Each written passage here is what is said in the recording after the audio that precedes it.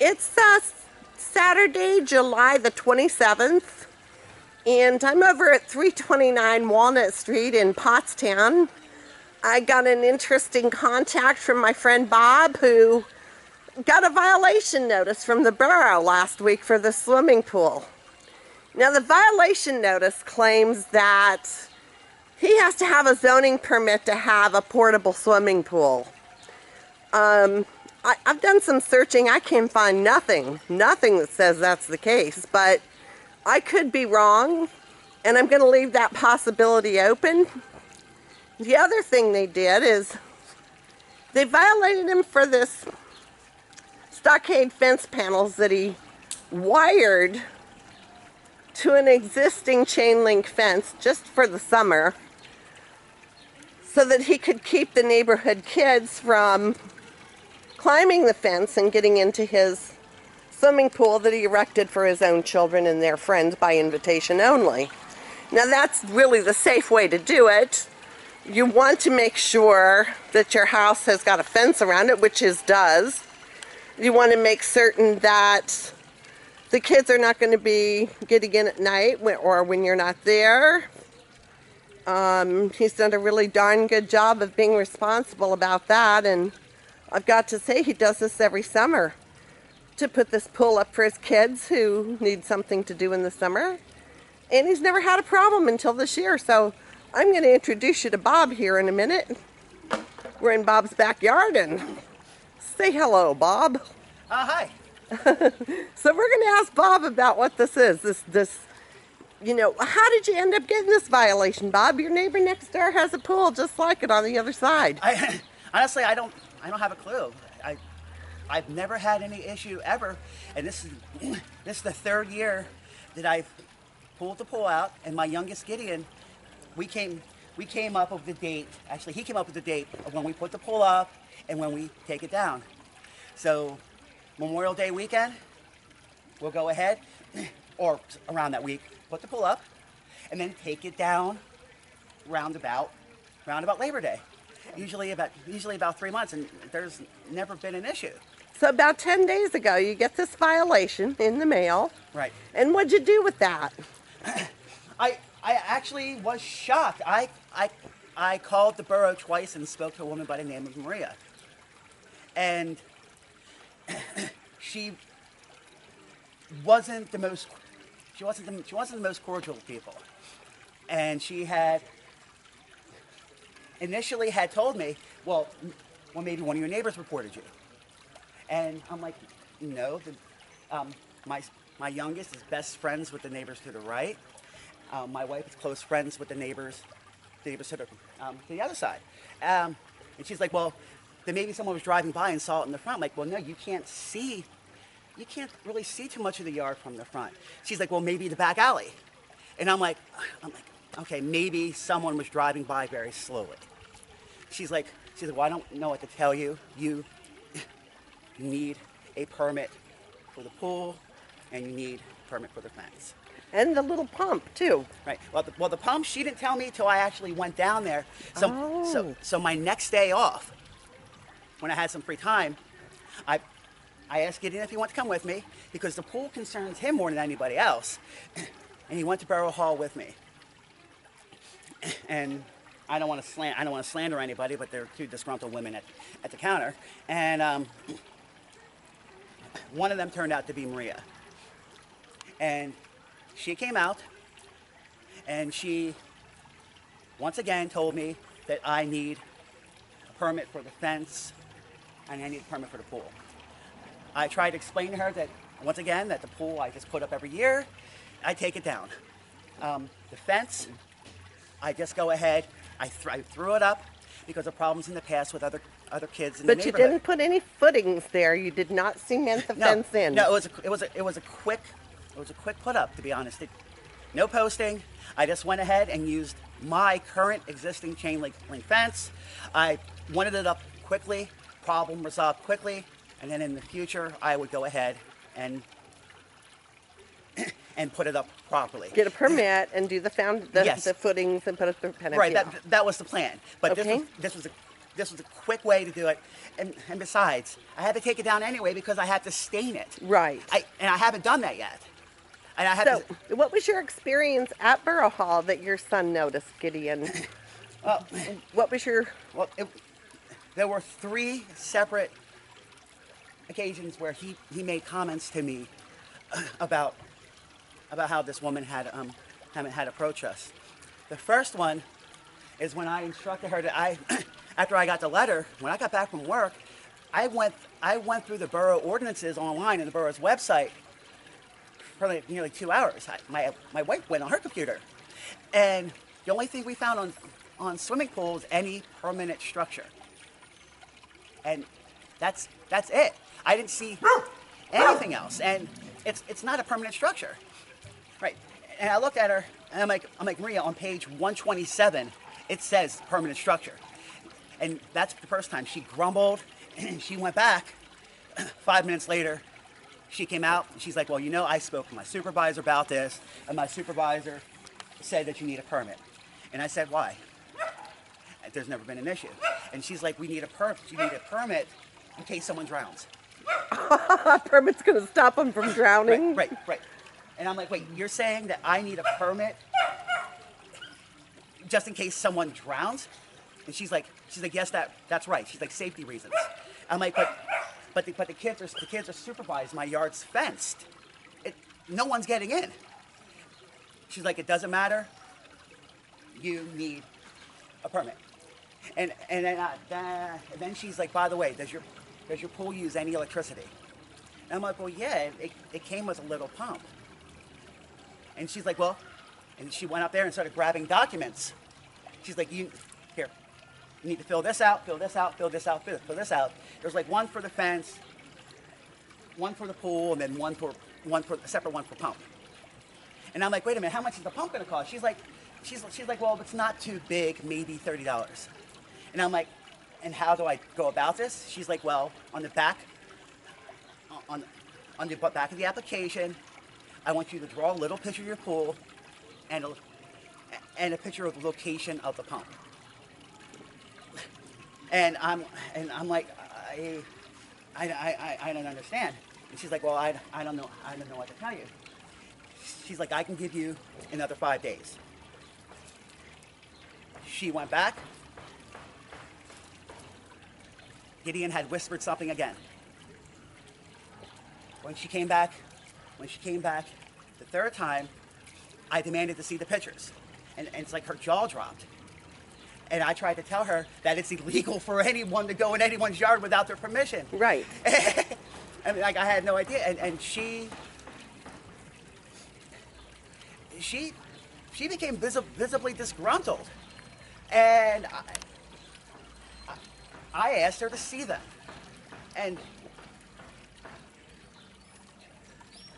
And well, she went back, didn't say a word, got them. And Gideon's just looking at me. She's like, well, you see, you have the fence here, you have the pool here.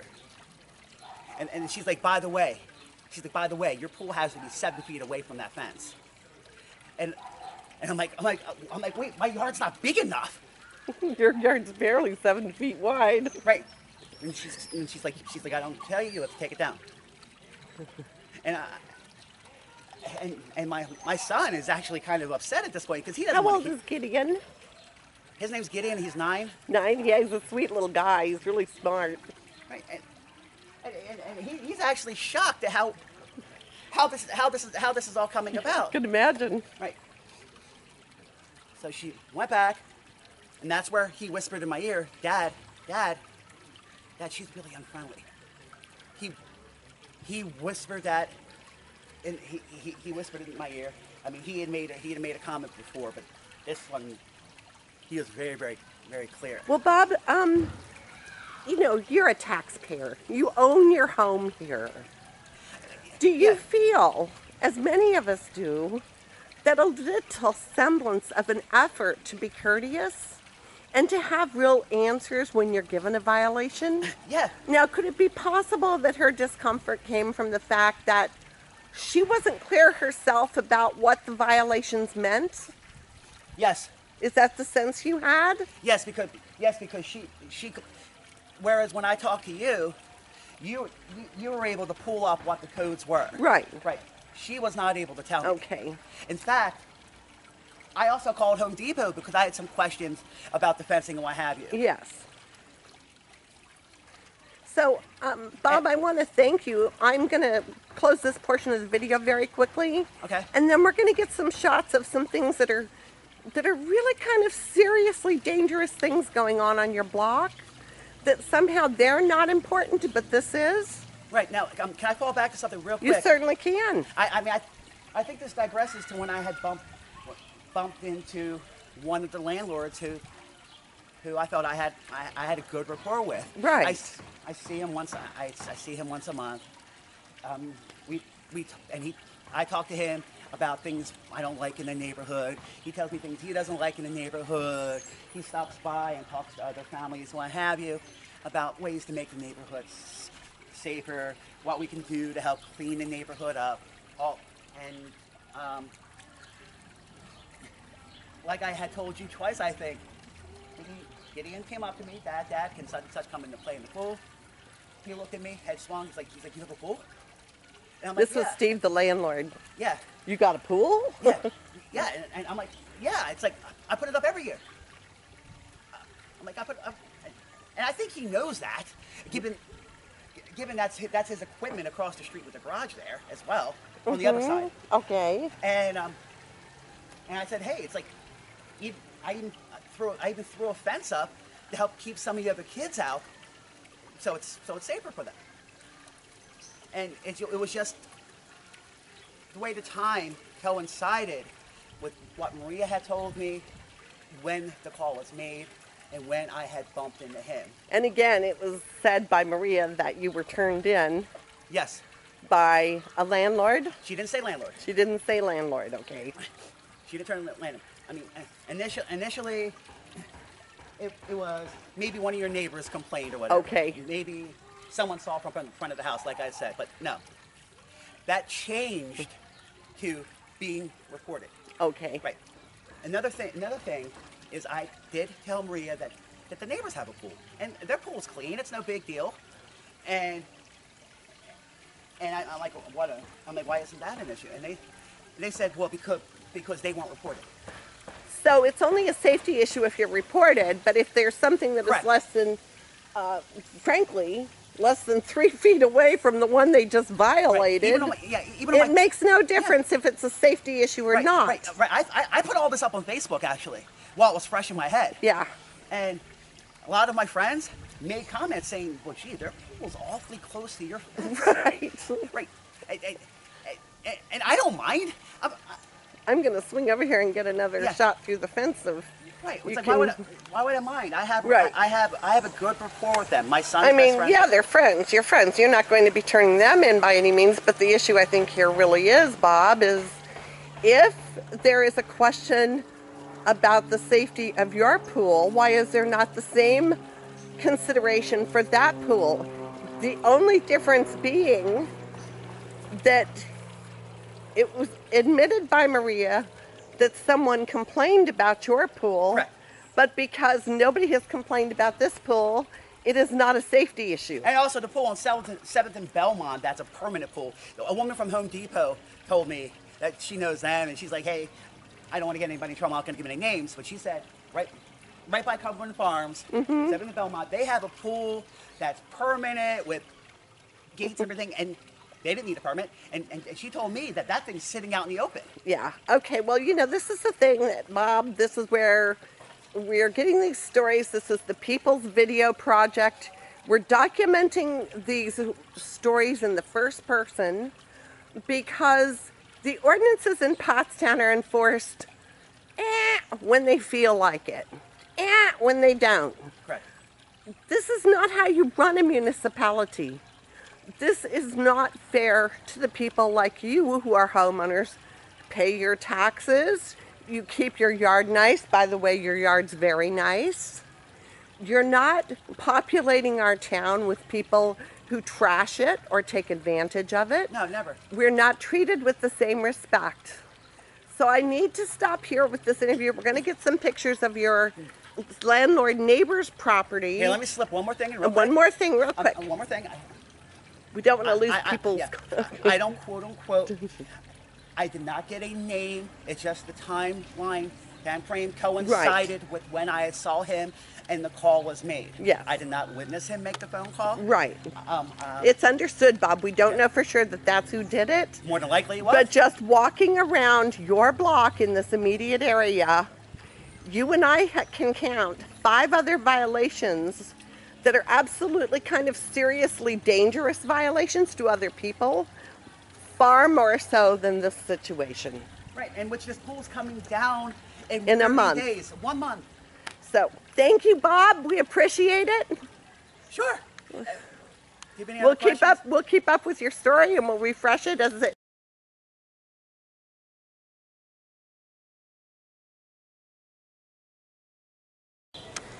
Oh, these are some other properties nearby our friend Bob, and this is 323 Walnut. It's got some seriously boarded up window issues going on, and some broken fencing, and just a kind of a general garbage heap of things going on back here, which would almost seem to be of some importance to the borough. Piles of branches and trees back here. They do have a definite fire hazard type of thing going on with those. This is the same structure here, 323 Chestnut, or Walnut, I'm sorry. You got some rotting going on underneath this siding. Great big hole down there. I've got some possum and some squirrel, and hopefully nothing that's got rabies living down there, because kids live in this neighborhood. And here we are at 323 Walnut again, and got some garage activity going on back here. Isn't really certainly not a dangerous situation, but unsightly. Clearly more unsightly than the nice little picket fence that our friend over here wired to his chain link, and some things like that. So I think we determined that from the back this is 320, 332, 330. Yeah. 29 will be 31. And 31's right there, I think. 29, 31, probably 33. 33. Anyway, this house was lived in by Section 8 up until about a month ago, when the people fled because they lost their Section 8, they got jobs, and all of a sudden they couldn't afford the $900 a month rent that they were being charged. But, this was acceptable to codes. This worked out okay for them when they did the inspections. When they were over here looking at Bob's backyard, did they look around? Did they honestly see some of the other more dangerous types of violations? This little porch looks like, it could virtually pop off the side of the house in a slightly stiff wind, which overall seems pretty dangerous to me. And again, we just have these kind of constant violations, and they single out one homeowner to go after him with violations that don't make a whole lot of sense. We're certainly going to go back to the drawing board and look at all the things that they cited. Whoops, excuse me. But here we go. So it's the next door neighbor's pool set up, and it's all very clean, organized, definitely fenced in. Same thing, they got a little pump out here.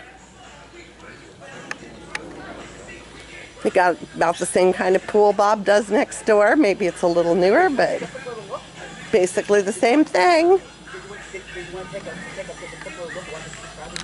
Fan. Or not email, that Facebook. Safety is an issue, and that could be the reason why we, could graciously and generously assume that Maria was concerned, or the codes department was concerned, then 326 is a property that actually has a pool without a fence. And they're cool. And they're cool people. Yeah, they're great people. They're great people. They're friends Yeah. with our friend Bob, and nice house. Kid friendly, we love that. But no fence. Yeah, so let's see some action here. What's going on? Right, and Jody,